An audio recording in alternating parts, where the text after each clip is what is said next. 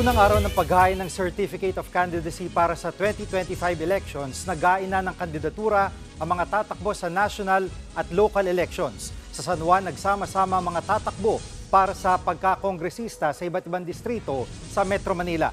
Karamihan sa kanila kung hindi re-electionist ay mga dati ng mukha sa politika.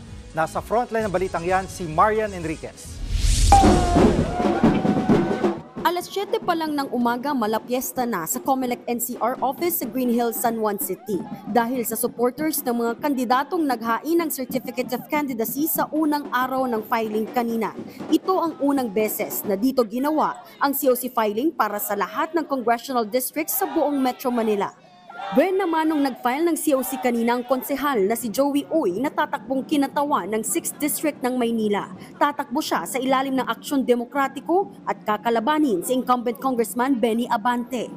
Nag-file na rin kanina ang re-electionist na si Congresswoman Mitch Cahayon Uy ng 2nd District ng Caloocan. Miyembro siya ng lakas CMD ni Speaker Romualdez at posibleng makalaban ang magbabalik congressman na si Egay Erice. Bandang alas 9:30 naman ng umaga nang dumating si Congressman Toby Chanco na tatakbo ulit sa Lone District ng Navotas. Continuity naman yung lagi sa amin, di ba? Sa Navotas, napakahalaga na tuloy-tuloy yung proyekto na mga ginagawa natin in coordination with the local government.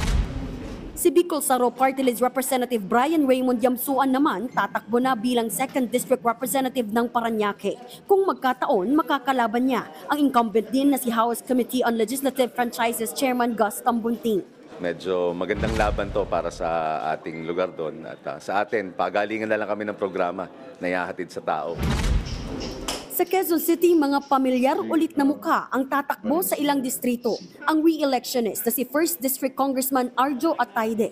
Kasabay niya ring nag-file ang tatakbo rin ulit sa 5th District na si House Assistant Majority Leader PM Vargas. Suma total, nasa higit 100 kandidato na ang naghain ng kani-kanilang kandidatura sa iba't ibang distrito sa Metro Manila. Kabilang dyan ang mga tatakbo sa Maynila, Caloocan, Marikina, Navotas, QC, Pateros at Taguig. Ayon sa COMELEC, mayroong 33 congressional districts para sa 16 na lungsod at isang bayan sa buong Metro Manila.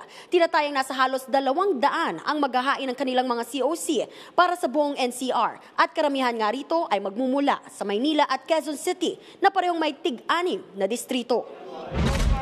Siguradong marami pa raw maghahain ng COC sa mga susunod na araw bago ang deadline sa October 8. Nagbabalitang mula sa Frontline, Marian Enriquez, News 5. Mga kapatid, Jiggy Manikad po, iba na ang may alam at may pakialam sa panahon ngayon. Para sa konkreto, kumpleto at komprehensibong balitaan sa Frontline, mag-follow at mag-subscribe sa social media pages ng News 5.